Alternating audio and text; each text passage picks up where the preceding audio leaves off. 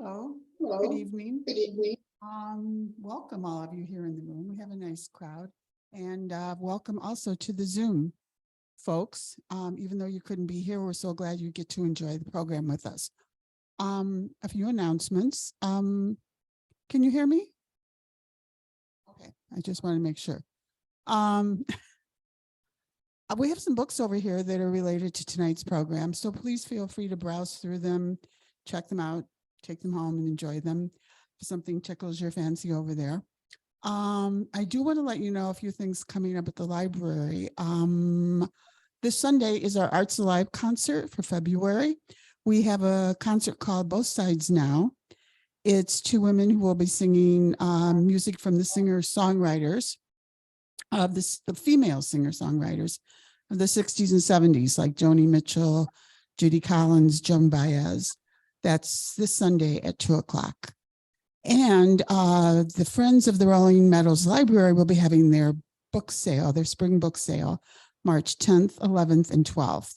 It's a great thing to come out and support because you can find lots of great deals on books, CDs, DVDs, and plus the money that the Friends make goes right back into making the library an even better place. So please try to come out and support that.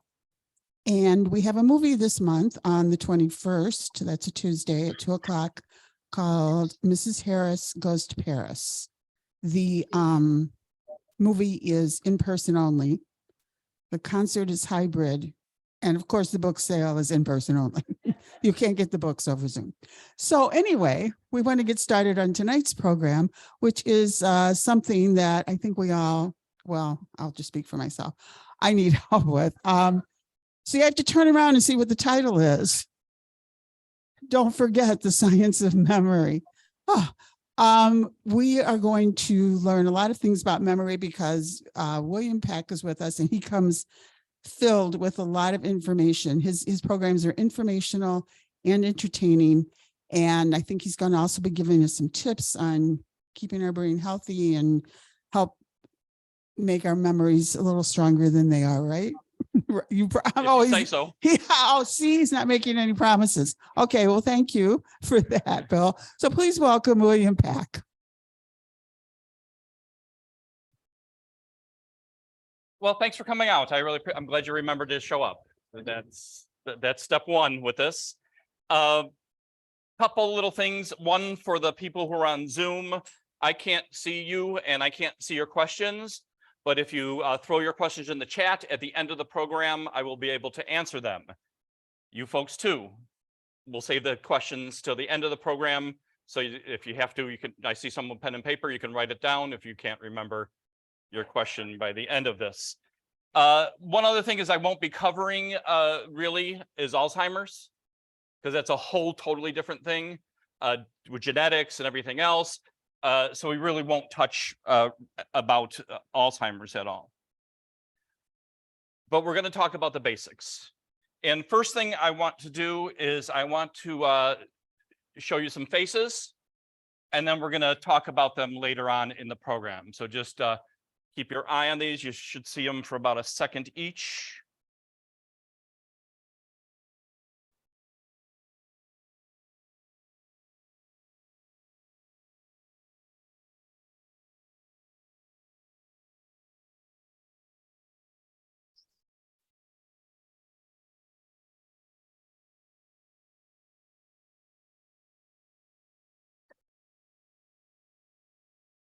Okay, how do we know what we know about memory is really where I want to start.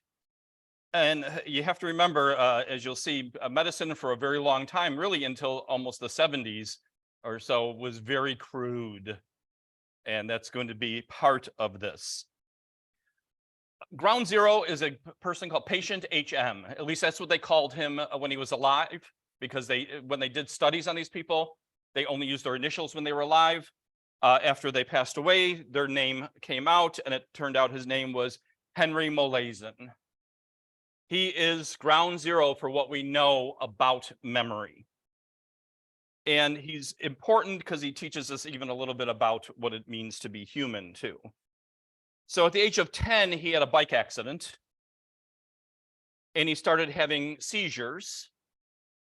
By the age of 27, it was impossible for him to live his life with these seizures.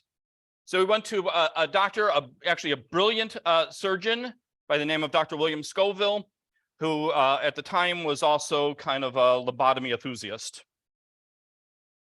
So he decided he was going to open up Henry Molaison's head, poke around to see if he could find where the seizures are located, where they're coming from.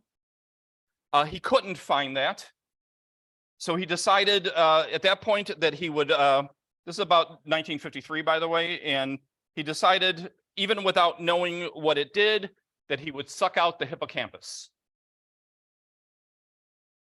They didn't know what had happened at that time. Now, the hippocampus itself, it's named after a seahorse because it sort of has that seahorse shape. Also took out the amygdala. It's about 1/100th of our brain, but it's very dense with neurons. And as we found out, it's very important for making memories stick. Without it, to use an old kind of example, you would be a video camera without a tape head. You'd see, but you couldn't record. So after the surgery, it turned out that his seizures did abate. His personality was the same, but it turned out he ultimately had serious memory problems. So he still had his long-term memory, or most of his long-term memory. He had some recent memory loss, about 10 years worth of memories he lost. His short-term memory was completely non-existent. He had no short-term memory whatsoever, which means he was living permanently in the present. You would tell him something. If you left the room and came back, he wouldn't remember what you told him, that sort of thing. His IQ, though, was normal. Again, that was older stuff. His motor skills were still fine. His language was good, except he couldn't really learn new words. And his childhood memories were impaired in the way he described them. It wasn't like he was an outside observer rather than being part of those memories. And so this offered an opportunity for scientists to kind of examine and figure out his brain and how it was working and what wasn't working and that sort of thing, and would open up ideas as to how ours work. And one of the things they did was they did this little test. There's no sound in this video here. And the basic idea is they have a star that's drawn with 2 lines on a piece of paper. It's covered by that top part there, and you can only see it in the reflection of a mirror. You take a pen and you're supposed to draw another star in between those 2 lines. And you'll see kind of an example here as they do a close-up of it. This is a very difficult task for someone to do, to try and draw that line in there through the mirror. And they would actually give this test to Henry 10 times a day. And he would never remember doing it. But after about a week or so, he could do the star in between the lines perfectly. So he improved, but even though he never remembered doing the test. So this gave us a real insight as to our different types of memory. And we basically have 2 different types of memory. Our implicit memory is our unconscious motor skills. Riding a bicycle. Last summer, I bought a bike. Hadn't ridden a bike in 10 years. Within just an hour, I was riding the bike just like I did 10 years before. These are those unconscious motor skills that we do every day, all of us do. Driving, reading, all that kind of stuff. Now, there's actually another kind of memory, which is explicit, but there's two different kinds of memory split up in implicit memories. And semantic, which are facts, numbers, dates, words. Generally, he was fine with all of that memory. The other part is episodic, which is time, personal experiences. And that's what was severely impaired with Henry Molaison. When he described his childhood memories, he described them like they were semantic memories. They were facts and figures. They had no emotion to them, didn't have any sense of time or anything like that. So this actually changed the belief that memory was just all over our brain. They kind of figured out that some memories are stored in certain areas of our brain, even though in different parts of our. So for example, let's imagine you are giving a violin recital. The sound that you hear from the violin, that is stored in your auditory center. The feelings of the strings underneath your fingers is in the post. You see a face in the crowd that's a friend of yours, and that's in the fusiform gyro. You're feeling some stage fright, that is in your amygdala, which is a very primal center of your brain. And the medial temporal lobe, which is the hippocampus and the amygdala, is what encodes this stuff. It also helps you to recall these things. It's that brings it all together. But of course, if you've ever been to like my Mind Games 1 and 2 programs, you know your brain can make mistakes. Let's talk about a cognitive mistake that your brain can make in memory. It's called the Mandela Effect. I don't know if any of you know what the Mandela Effect is, but I'm going to show you some pictures, and I want you to pick out the real one from the fake one. The Fruit of the Loom logo.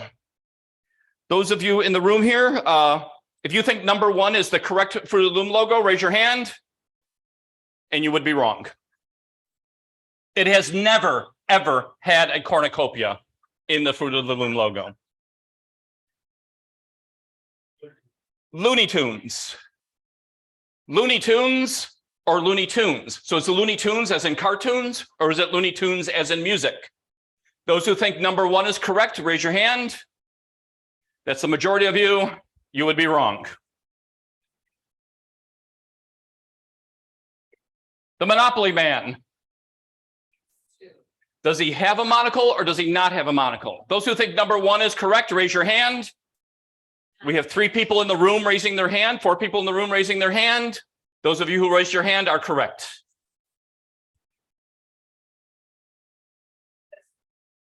You've seen pennies hundreds and hundreds of times. I won't even bother. This is the correct one, in case you don't know. These are examples of the Mandela Effect. Some people will have this unshakable belief that the Monopoly Man had a monocle. Part of what's going on in your brain is that you have these what we call exemplars. So when you think of an old-timey rich man, you think of the guy with the top hat, the cane, the tailcoat, and a monocle. And so whenever you think of an old-timey rich man, that's your exemplar. You don't think of every kind of old-timey man. Just like if I asked you to think of a tree, you would think of a type of tree, but you wouldn't think of every kind of tree. You have this kind of exemplar for the word tree in your brain. And so sometimes your brain will put these things together in a little bit of a wrong way. The title Mandela Effect comes actually from people who swear they saw Nelson Mandela's funeral when he was in prison, that he died in prison, and had their funeral, a big funeral for him, which of course didn't happen because he got out of prison and became president and all that other stuff. So that is it. And in fact, I even heard the gentleman said, you think he thought I was wrong about the Fruit of the Loom logo, and trust me, I've researched this stuff. It has never had a cornucopia. So we're going to talk about forgetting. We are all constantly retrieving memories throughout the day. You remember where you parked your car, or if you fed the cat, if you called your mom because it was her birthday. But it takes a lot of work to retrieve those memories from long-term storage. And the truth is, a lot can go wrong along the way. And to understand the ways you can forget things, you first need to talk about how you remember things. Our brain did not evolve to remember phone numbers or names of dozens of strangers. Our brain evolved to find food, the route home, which plants were edible or poisonous, those survival techniques. Our eyes aren't perfect cameras. Our brains aren't perfect recorders. In fact, we really only record a very small amount of information that comes into our brains. And when we recall, it's not like picking a book off or a DVD off the shelf. Instead, memories are more like that spider web in the background. They're all interconnected that link all sorts of diverse things, ideas, bits of information that get stuck to each other and to other bits of information. And the stages of encoding and retrieval can be kind of messy. Retrieval cues. Perhaps you saw a car crash. So cues like it was cold, it was nighttime, there was a full moon, maybe Bruce Springsteen was playing on the radio. All those bits of information in the web of memory, the weather, the song, the plates, everything are retrieval cues, kind of like a trail of breadcrumbs leading back to a particular memory. The more retrieval cues you can inadvertently or intentionally build along the way, the better you can backtrack and find that memory that you're looking for. Context-dependent memory. So almost like going back to the place where it happened, like for the car crash. You go back to the place where it happened, you get more context, use those retrieval cues, you can put things together. Does anybody know what still this movie is from? Saving Private Ryan. Before I even wrote a word of this program, this was one of the first things that got me kind of into the program. I always look for ways into things. And in that movie, Private Ryan's brothers die. He is sitting with the Tom Hanks character, and he talks about how he can't remember their faces, can't picture their faces.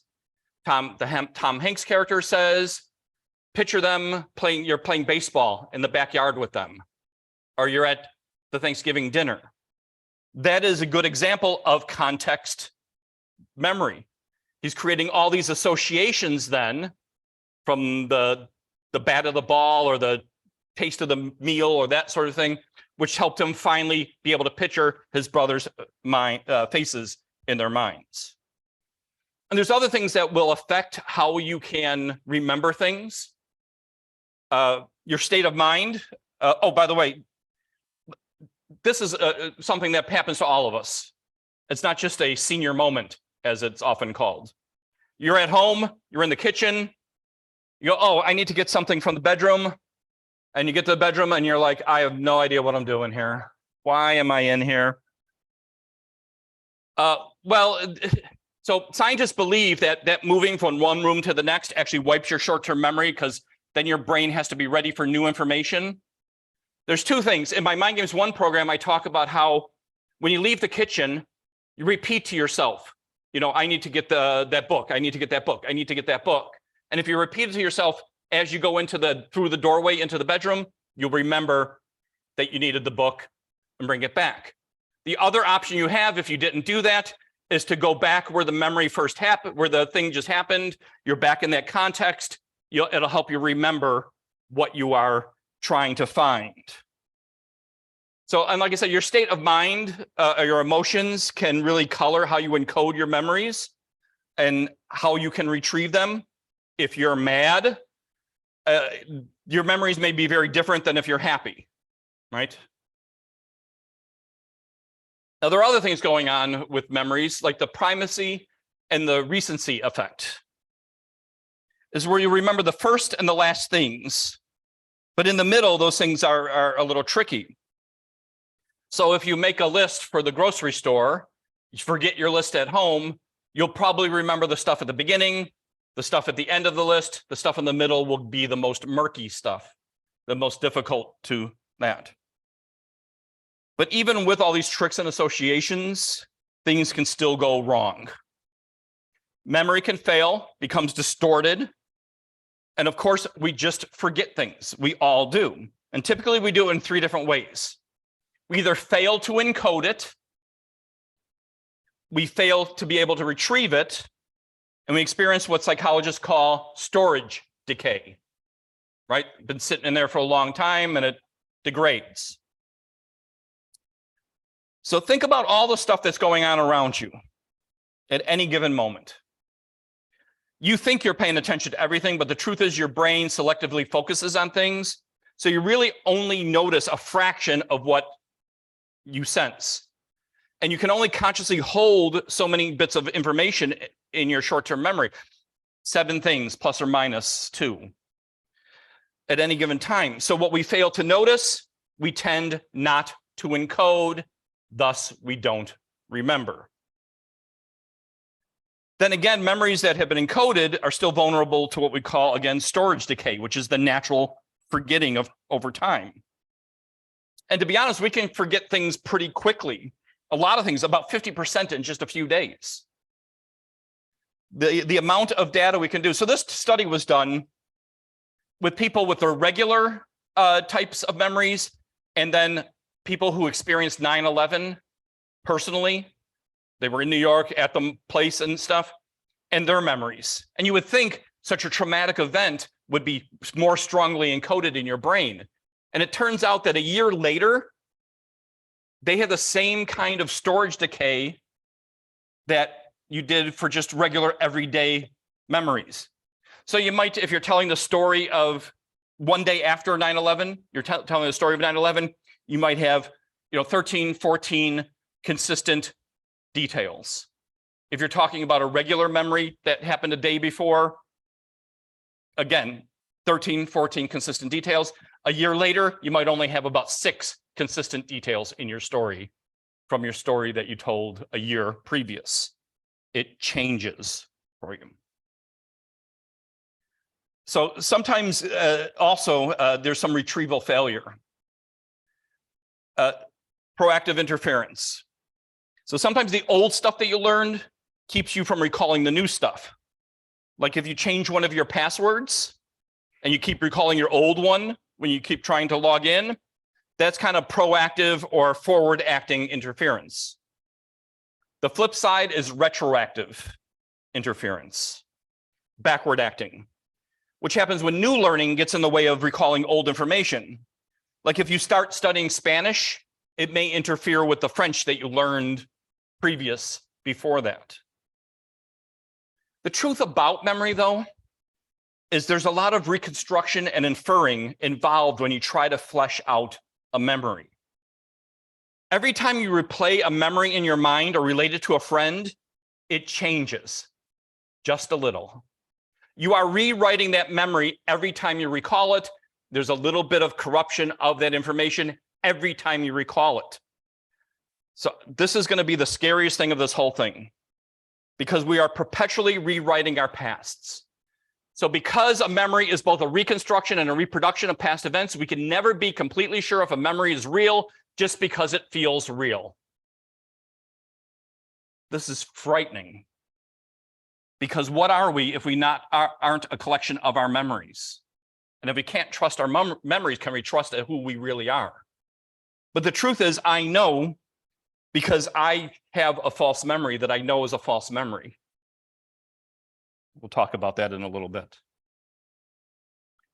This is an inevitable part, though, of human nature, but it can prove dangerous at times. So I'm going to do this little test. I just want you to listen to me. I'm going to read off these words, and then I will have some questions for you. Butter, food, eat, sandwich, rye, jam, milk, mayonnaise, jelly, dough, crust, slice, wine, loaf, toast, ketchup. Okay, how many people heard the word butter? You can raise your hand. All right. How about the word ketchup? How about the word rye? How about the word bread?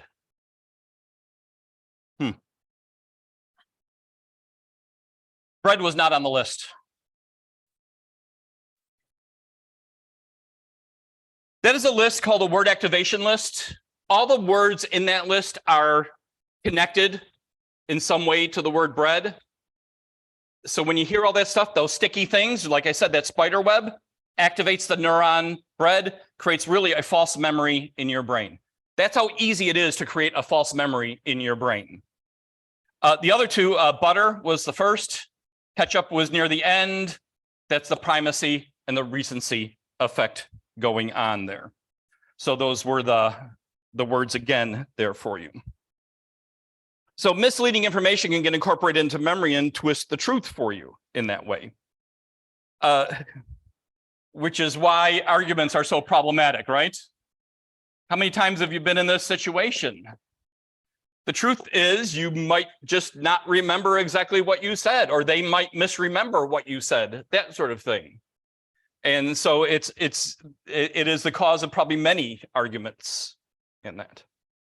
And no doubt you've seen the news about people who are wrongly convicted and on death row. And they have the DNA, this is the exonerations, right? Well, of the exonerations, 70% of those exonerated were convicted on eyewitness testimony alone, but then later proven through DNA that they weren't part of that crime. That's one of the also a very scary thing when it comes to our judicial system and how it relies so much on eyewitness testimony. And there are some I didn't put it in this, but there are some like TV shows like Brain Games, which will have, they did one with a car crash in an earlier program, and they asked people what they saw at the car crash and how you can, even the way you ask the questions can influence how they answer the question. And so it's well worth looking for that. They have another one, I think in one of the very first episodes of Brain Games, where someone gets mugged and they take 12 people, have them in a jury box, and then ask them about the mugging, and they're completely wrong. Oh, he wore a red coat when he never wore a red coat, and all those other things. So it's quite amazing. So memories are my story, your story. And this is kind of a distribution of memories for an average 7-year-old person. So there are lots of recent memories, right? There are no memories from childhood. In fact, none before around the age of 3 or 4 years old. So if you or a friend of yours has said, I remember how when they were 2 years old, something happened, that is a manufactured memory. I am telling you this now. I've done this program a lot. And after every program, someone has come up to me and told me, oh, then how come I remember something from when I was 3 years old? And I said, you don't. They are manufactured memories. Leave me alone. And so I'm telling you now, if you think you have a memory from before 4 or 3 years old, leave me alone. Because I have a memory. When I was that age, I tripped, fell into my parents' coffee table, a coffee table they still own, by the way. And I ripped off a third of my nose, like flap. There's a little scar here on my nose, you can see. If you want, you could come up and see my scar if you want. That's okay. And so they had to put me in a papoose, no anesthetic or anything, and then stitch me up. I remember like being in the back seat of the car crying. It's only because of the stories my parents told me about it, I put this memory to created this memory in my head because I was too young. Your brain, there's something in your brain at that time called neurogenesis. Your brain is being flooded with neurons. Your cerebral cortex isn't evolved enough at that point, isn't enough to create those long-term memories. So while you're learning all those implicit memories, those unconscious things like riding a bike and stuff like that, those types of memories that you learn as a child, you keep. Any of the stuff that happened before 3 or 4 years old, you don't keep. It's gone. It's manufactured. There is a bump around your teen, early 20 years. And that's shouldn't be, they say it's surprising, but I don't think it's that surprising. When you're getting through high school, you're having lots of momentous occasions. When you think about our life stories, those big change moments are the ones that stand out and define us, right? Okay, we've had enough time. So now we're going to test you on the faces. Usually, I will tell you that usually crowds do pretty well on this because faces are the most important patterns our brains look for. Because you have to understand if that's friend or foe, right? If you're going to kiss that face or you're going to punch it, that sort of thing. If that person's part of your tribe or not. So people tend to do pretty well on this test. If you think 1 is the correct one, raise your hand. Keep your hand down if you think 2 is the correct one. 1 is the correct one. See, very good. If you think 1 is the correct one, raise your hand. If not, keep it down. Nobody is raising their hand in the room, and they are correct. See? If you think 1 is correct, raise your hand. If you think 2 is correct, keep your hand down. And 1 is correct. If you think 1 is correct, raise your hand. 2 is correct, keep your hand down. Majority of people 1, and that's correct. If you think 1 is the correct one, keep your hand up. If you think 2 is correct, keep your hand down. It's neither of them.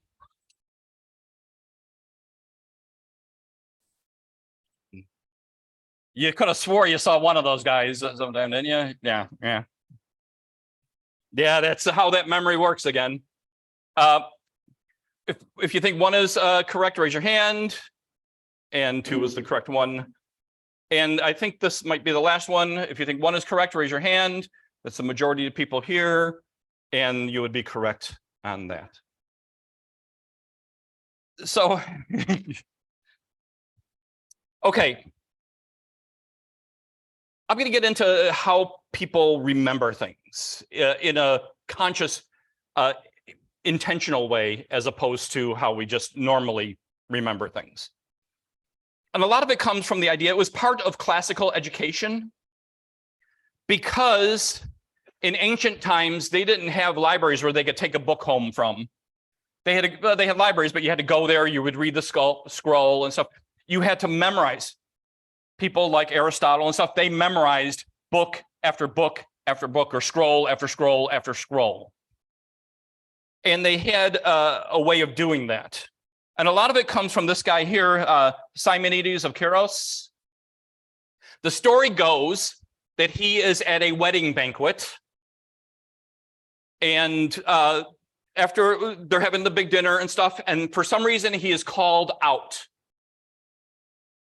And while he's called out, the roof of the wedding banquet collapses and the stone roof crushes everyone.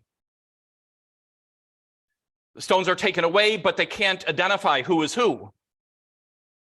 So Simonides gets up there, kind of closes his eyes, and he visualizes the room. And he realizes when he visualizes the room, he can picture where each person was sitting in the banquet. And that's how the families were able to get their loved ones at that point to bury them.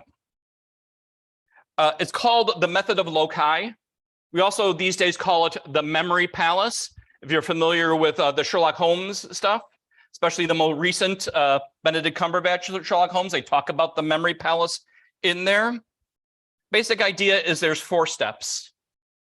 You make a memory palace. So you either get your house. You are intimately aware of your house, right? You could probably close your eyes and visualize, walk your way through your house, or even your childhood house you might remember, or your neighborhood. You define a path through that place. By the way, I have handouts, and on the handout there is kind of some of the information. I don't have the memory palace on here. I thought I did, but I guess I forgot. But it's a pretty common thing. Then along that path, you put the things you want to remember, and then you should be able to recall that list because you visualize it on your couch or anywhere else. Like I said, people who do memory championships have memory palaces that are thousands of spaces, locations long. So they're like the neighborhood where I live, I know the neighborhood very well. I walk that route. I could probably do quite a big memory palace there. So let's give you an example of this. The continents. You want to memorize them in alphabetical order. Now, you could just try to do it in brute force, but we're going to create a picture in images for each one of these things.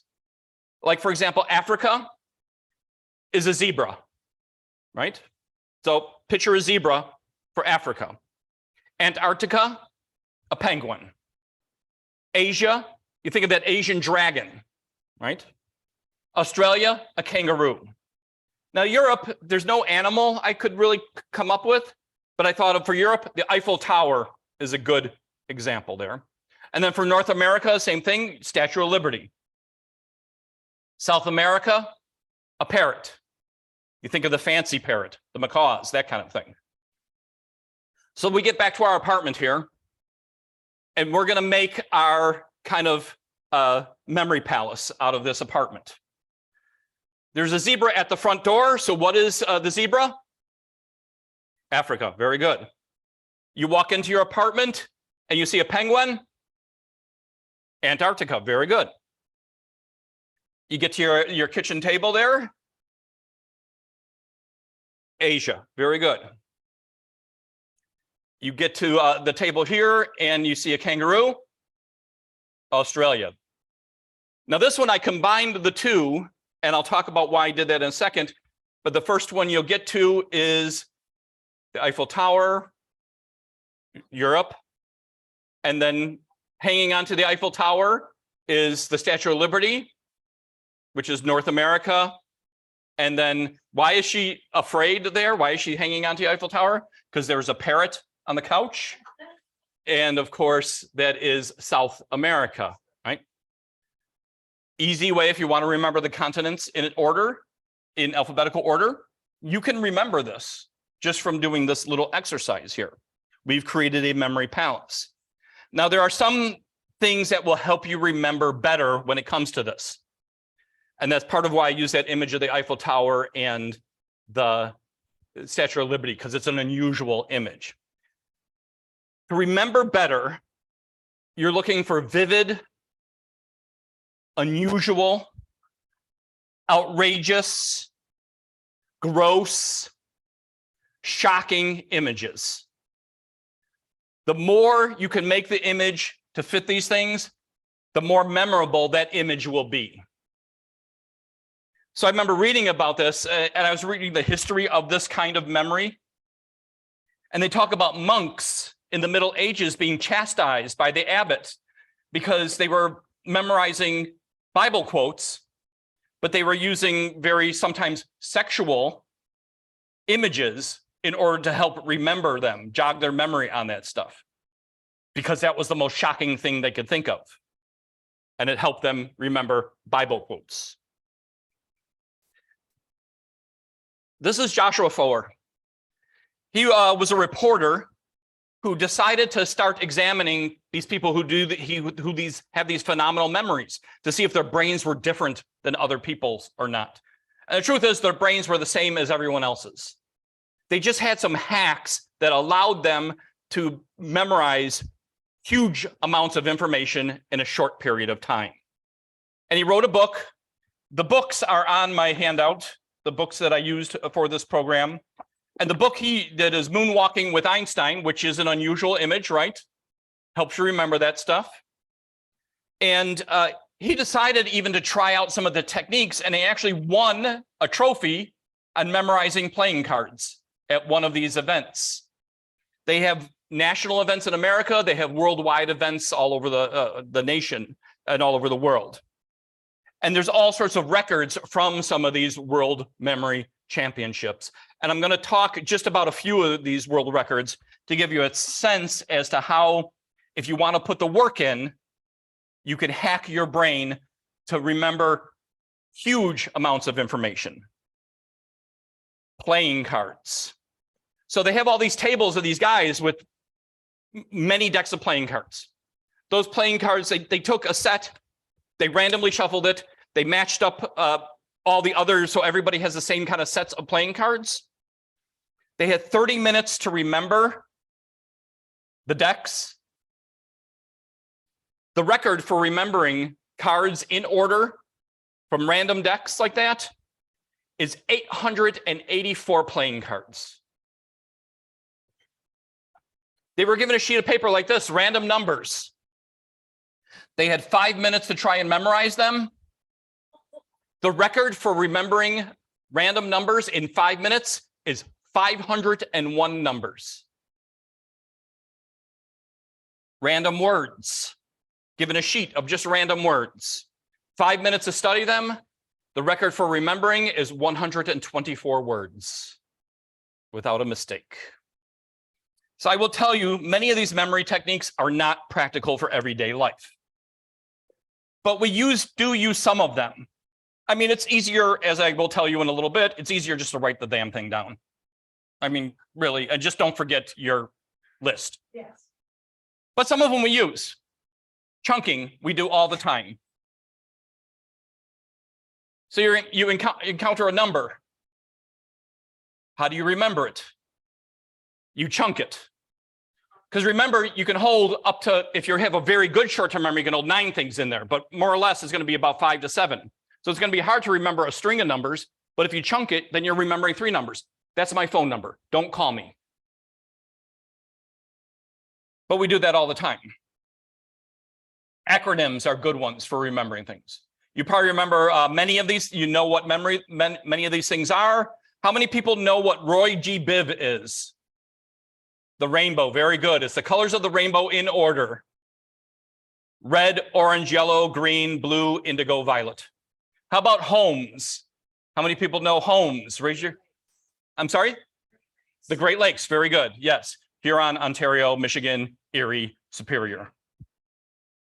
So that's something you could probably use if you need to remember a specific type of thing. Of course, there's rhymes and songs and little, you remember I before E except after C, that kind of thing. The alphabet song, you probably remembered how to learn the alphabet from the alphabet song. Columbus sailed the ocean blue in 1492. Remember? My very educated mother just served us noodles. The planets had to be changed recently because we kicked Pluto out. That'll teach it. Of course, what's the stickiest of all? Oh, wait, a number one. I got a number one. Come on, if you were around in the 80s and 90s, you know this one. 8675309. Jenny, Tommy Two-Tone, right? You grew up in Chicago, you definitely know this one. Empire, right? See, these are memory, context, and associations. But because they're rhymes and jingles and songs, they really help you with that. Commercial jingles, the Good and Plenty song at one time, popular. These are, a lot of jingles you could remember from commercials. Those are some of the stickiest things. Nationwide is on your side is probably the stickiest right now because it's everywhere. They do it all the time. It's that kind of thing. Ricola is a famous one, right? You can even hear it in your head when you hear the word Ricola.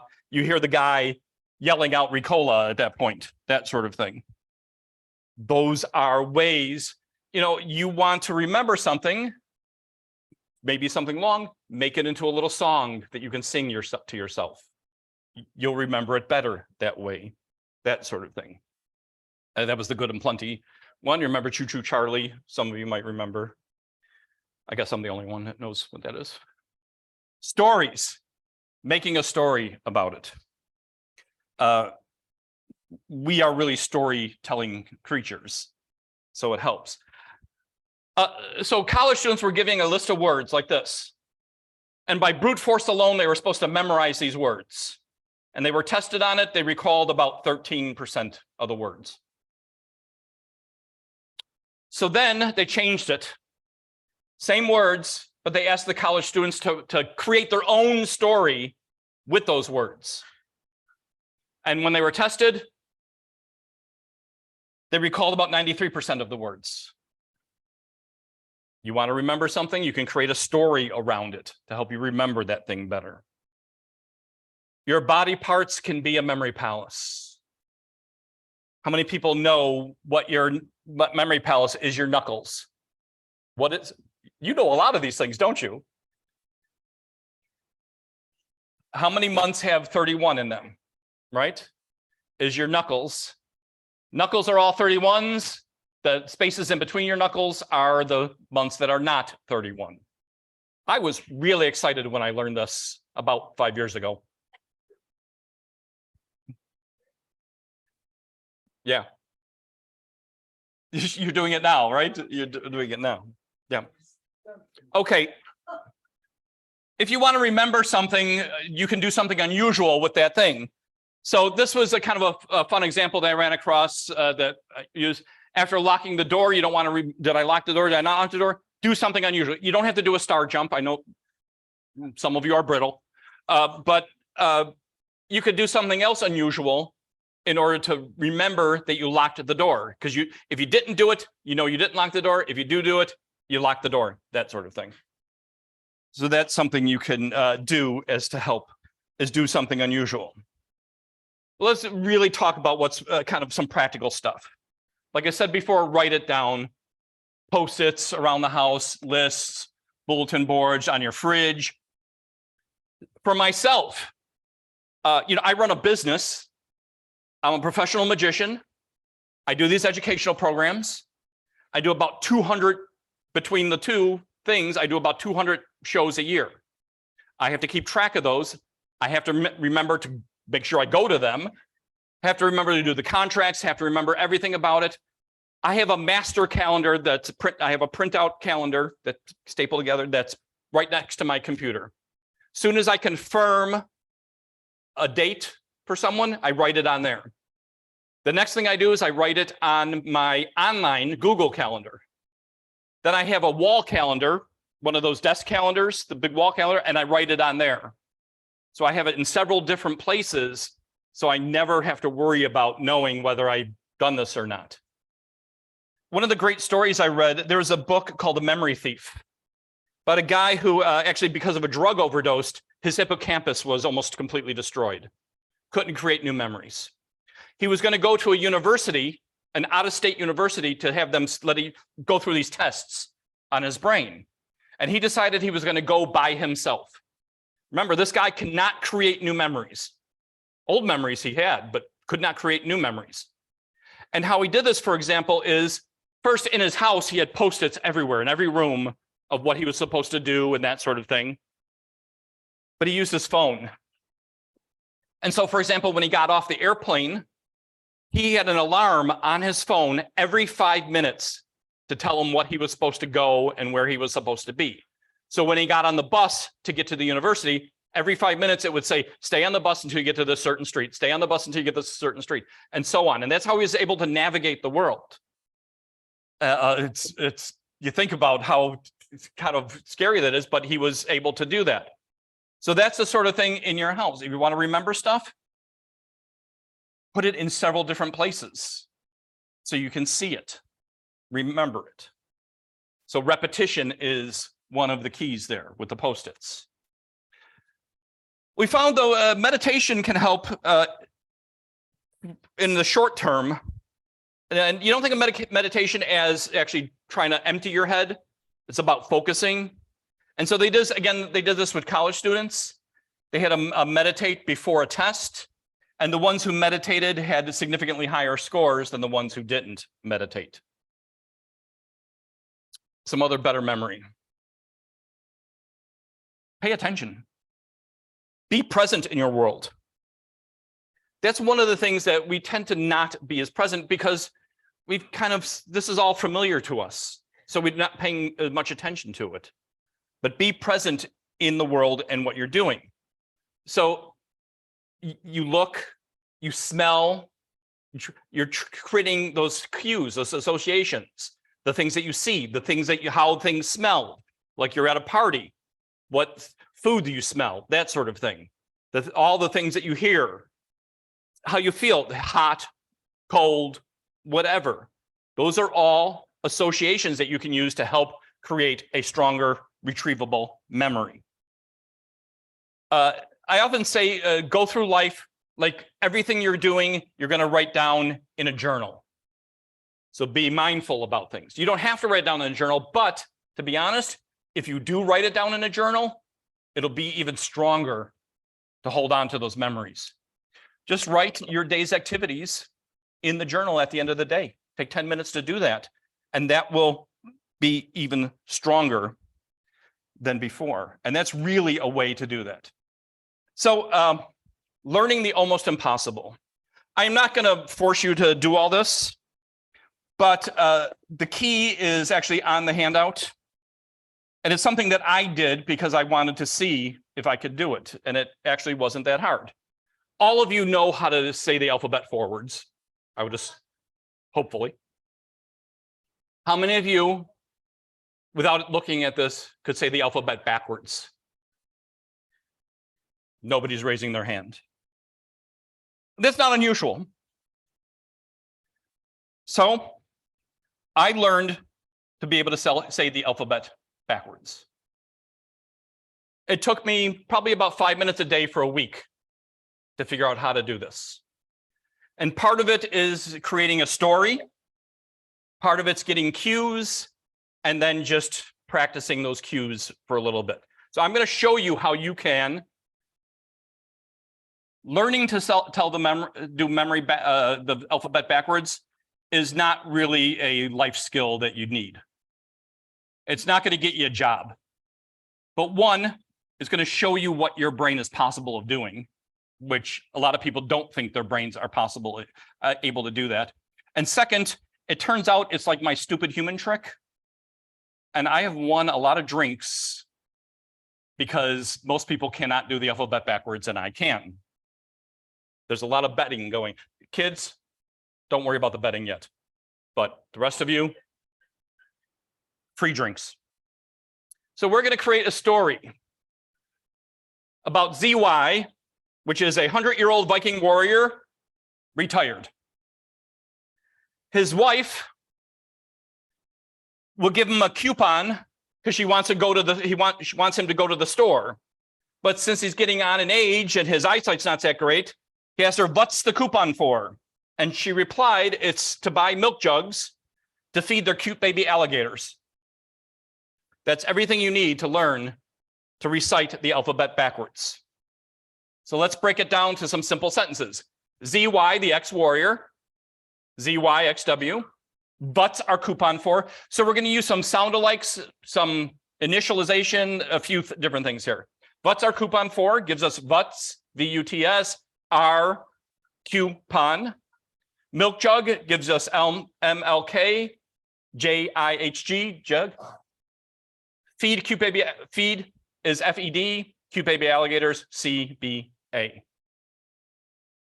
You put that all together. This is literally what I printed this slide out, left it on my desk. When I woke up in the morning, 5 minutes, I look at it, I'd close my eyes, I'd visualize seeing this piece of paper, and then I would recite the alphabet in my head. And even though I tried it today, just to make sure I could do it if I had to, and it came back immediately after that, because that's how strong this is.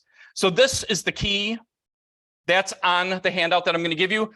Those of you who are online, you're not here for the handout, but if you go to my website, libraryprogramming.com, you can find a PDF of the handout, and you can get the handout for yourself. So those are the corresponding letters to that. Training the brain. Now let's talk real quickly about brain health. I may go over maybe a couple minutes, but then we'll take questions after this. So most everything I'm going to talk about brain health goes with this quote: "The day you stop learning is the day you begin decaying." Those apps for your phone aren't going to help your brain get stronger. But there are a bunch of ways where you can use to make your brain stronger. Your library has all sorts of resources in these instances. So for example, get enough sleep. We think of sleep as shutdown mode, but it's actually maintenance mode for your brain. That's when your brain decides what it's going to take and put into long-term storage and what it's going to throw out as garbage. But they also believe, and this is preliminary, they believe your brain flushes out some of the plaque that causes Alzheimer's when you're sleeping. The thing is, I can't tell you how much sleep you need because everybody's different.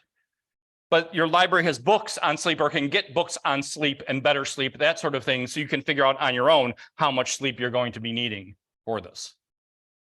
Dental health. Dental health does a lot for your body, but I'm talking particularly about your brain. There is a strong connection between gum disease and Alzheimer's. So if you have bad dental health, gum disease, get that taken care of because, again, very strong connection between the two of those things. Exercise. Walk, lift weights, chair aerobics. The best exercise we found is dancing. Lots of stuff for your brain to do. So just listening to music is good for your mental health as it is. Dancing, you're reading the unconscious signals of your partner. You're trying to move to the beat rhythm of the music, complex pattern of footsteps on the floor. You're working spatially so you don't bump into other people. Lots of stuff for your brain to do while you're dancing. Now, a couple things I'm going to stress here. The most important thing throughout this is to give your brain new, novel, different experiences. That is the food to keep your brain stronger. Monotony collapses your time. Novelty unfolds it. I mean, you can exercise daily, eat healthily, live a long life while experiencing a short one. Creating new memories actually will stretch out your psychological time, lengthens your perceptions of your lives, that sort of thing. Now you say, right, when you were kids, summers seemed like they lasted forever. Now it seems like they go by so quickly. That's because you're not feeding your brain new, novel, different experiences. When you're a child, everything's new, novel, and different. Learn a new skill.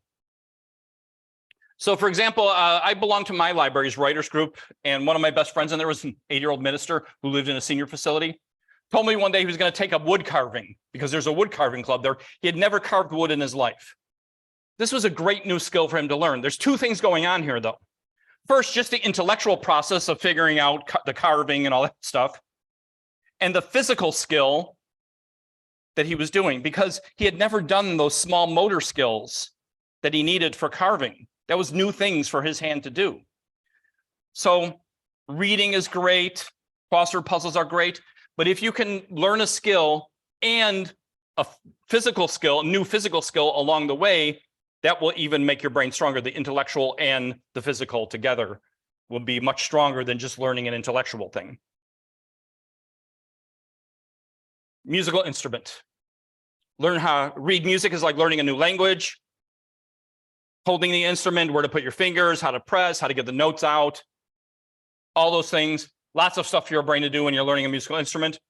On the new novel front, if you already are playing a musical instrument, you need to either challenge yourself or try a different musical instrument. And I got other good news for you. When it comes to the musical instrument, when it comes to the new skill, you don't have to be good at it. That's not the point of this exercise. The point is feeding your brain new, novel, different experiences. I will say, if you're not going to be good at the musical instrument, don't take up the drums. Your neighbors will thank me for that. Learn a new language. So we have found that people who are bilingual and use both languages often stave off the effects of dementia at least 5 years. They get dementia 5 years later than people who are single language users. So if you know two languages, but you're only using one of them, it's no good. You need to use both of them. Your library has an app which will help teach you a new language. You can even probably put together with a little group of your friends, like a language club. Meet at the library or somewhere else where you can all practice the language together. Important to keep your brain healthier longer. Last is diet. Very simple. A brain healthy diet is just a heart healthy diet also. So if your doctor ever gave you the DASH diet because you had hypertension or a heart attack, works great. Mediterranean diet. Your library has books about the Mediterranean diet, the DASH diet, recipe books, meal plans, that sort of thing. They combine the two to the Mind diet, which gives you the best of both, kind of the ideal diet there, including that glass of red wine every day. which I'm going to have when I get home because I want my brain to be healthy. That being said, again, last but not least, I will try and take some questions at this point. But those online, again, libraryprogramming.com, if you want to get the handouts. For those of you in the room, I will put the handouts on one of the chairs and you guys can come and get them after the program. So does anyone have any questions that I can try? I can't answer everything. Yes, in the back there. I know you didn't say it, but maybe what we remember is the telling of the story over and over and over again. Sometimes we have memories we think we have.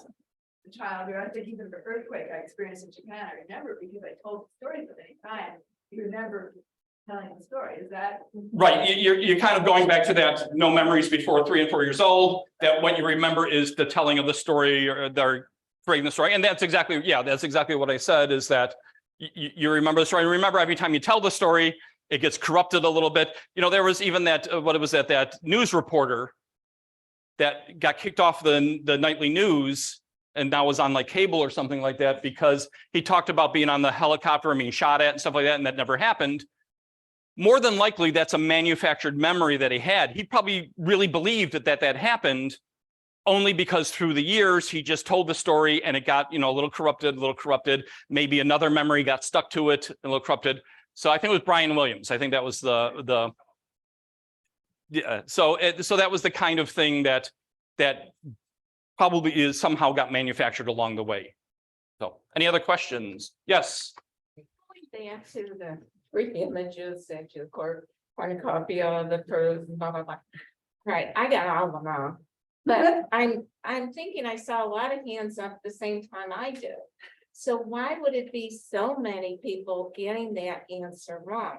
And I know you said it could be we associate the Monopoly character with the eyeglass, but why would so many of us have associated it?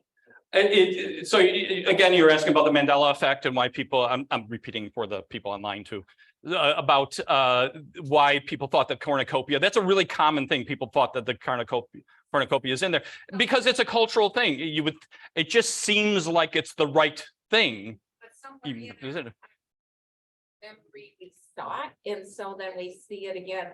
We say this. You might put it together and stuff. So there have been like on The Simpsons, they had a fleeting image of underwear that had a cornucopia and the fruit. So that might have gotten stuck there subconsciously somewhere along the way, but you just think it's right. Because when it says fruit of the loom, you think the loom is the cornucopia, but it isn't. It's really a loom like for fabric and stuff. So yeah, you're just mixing all sorts of stuff together and just putting together what it's ultimately what you think it should be rather than what it is. Yes, yes, sir. Oh, yes. You mentioned that memory is affected by emotion of the emotional state you're in at the time. Does that tie into repressed memory? For example, when somebody's really distraught or they experience something traumatic, they repress unwanted memories, but they still have that within.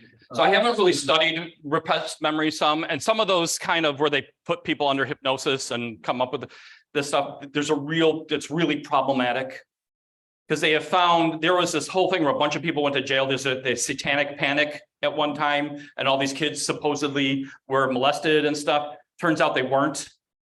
That the hypnosis, the questioning that the psychologist did actually helped implant these memories. So it's very sticky, weird kind of thing. And so I haven't really, it's such a complicated thing that I haven't really touched on that. I saw a study, and I worry about the ethical parts about this too, this particular study.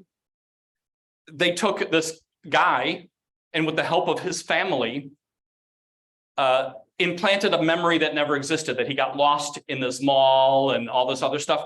And at first he was resistant to it, but after his family recounting parts of it and stuff like that, he suddenly started talking about it and then adding details to it about what happened. This never happened. Not one bit of it ever happened.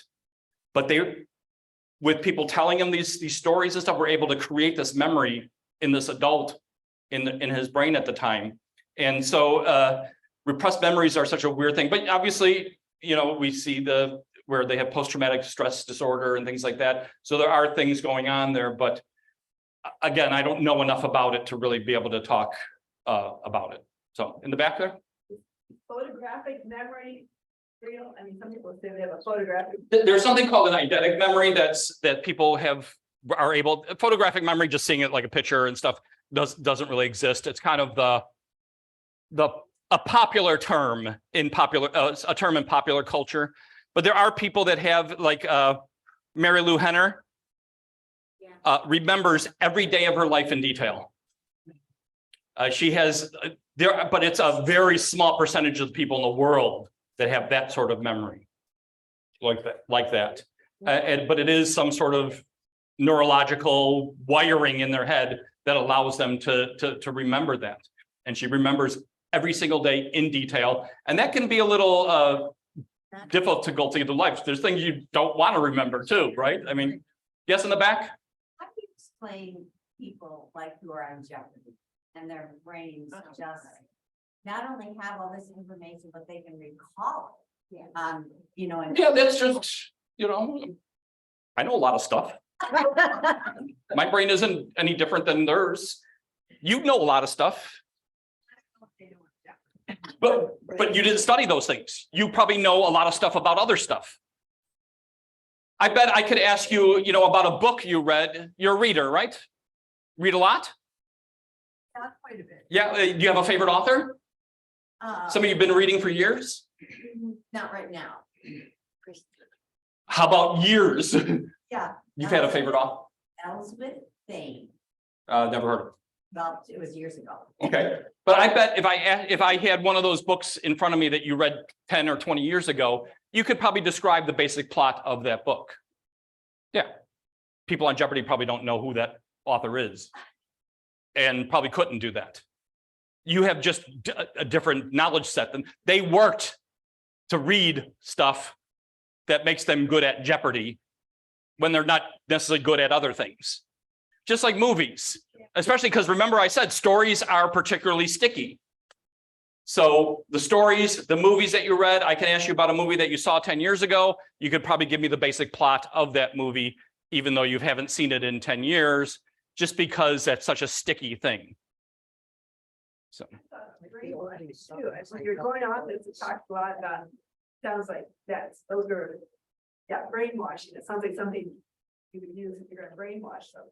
Oh, brainwashing someone or something. Well, that's implanting different memories and things like that. And that's, again, that's stuff that I didn't really touch on in this kind of thing. So I'm looking for more practical things for you folks to go. I don't, I'm not teaching you how to brainwash people, though I, the other thing, the young gentleman there has a question. Do like songs get stuck in our heads? Because songs are particularly sticky. They have two things going on. That musical rhythm really helps it stick more in your head. Just like I'm sure you've had the moment where you've got a song stuck in your head and you can't get rid of it. The idea to get rid of it is to go through the entire song. And if you don't remember the entire song, go find it on YouTube, listen to it, sing along with it, and you'll get it out of your head. That's the key of getting out of that sticky song out of your head. Instead of just saying the same, two sentences of the song over and over again, that sort of thing. Less stick with you because maybe you like the song or something like that. Like the song and stuff, but this we find even people with one thing with people with Alzheimer's, again, songs from their youth, they may be even very non-verbal and stuff, but suddenly when a song comes on from their youth or whatever, that kind of sparks them a little bit. It's just music. Remember, because you have different parts of your brain, the music is being stored in a different part than maybe the words and stuff. So now you're using different parts of your brain to get different pieces there. You had again, sir? Do autistics really do have better supernormal memory or better memory than regular people? No, there's kind of that. It's just a myth. Well, we have this in popular culture, the idea of the savant and stuff. And there are people that are savants, but again, we can't really generalize with autistics. That is a spectrum. So there might be a tiny, tiny percentage that have savant abilities for specific things. Like they hear music and they can play it immediately on the piano, that sort of thing. But then it doesn't work for everything else.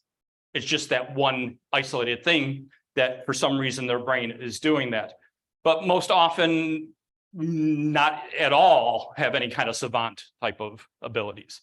We sort of romanticize the whole idea of the savant thing, and it's really a tiny, tiny, tiny percentage of what's out there and stuff. And we have in at least one of the books that I read, there was a guy pretending to be a savant, but he used all those memory tricks that those memory champions used, and he was pretending to be a savant. And he was on like news programs and everything else, and they kind of figured out that he wasn't at some point. Yes. Get a higher grade on your test. Because you're focusing more, you're able to focus more. And if you're able to focus more, then you're able to get to the thing instead of having all the distractions, clouding things. Don't you think that people, as they get older, it's harder to remember because you have so many other things on your mind? Oh, yeah, I mean- you're saying that it's harder to remember because you have so much I'm more. not worried about the house expenses. I'm not worried about the roof falling in, but as I get older, now I got. Yeah, and you have, on your again, so many more memories that are all kind of in that web that are getting stuck together and stuff too. So it's not even just, but stress is a problem when it comes to recalling memories and stuff. So there are a lot of factors into that. So do we have any, I want to ask, do we have any questions from online?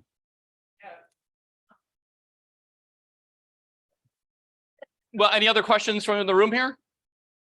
Well, thank you very much for coming. I appreciate it. Make sure you grab okay, what I'll do is here, I'll give you this, but I'm going to move over to I'll move this over to the door and you can get it on your way out.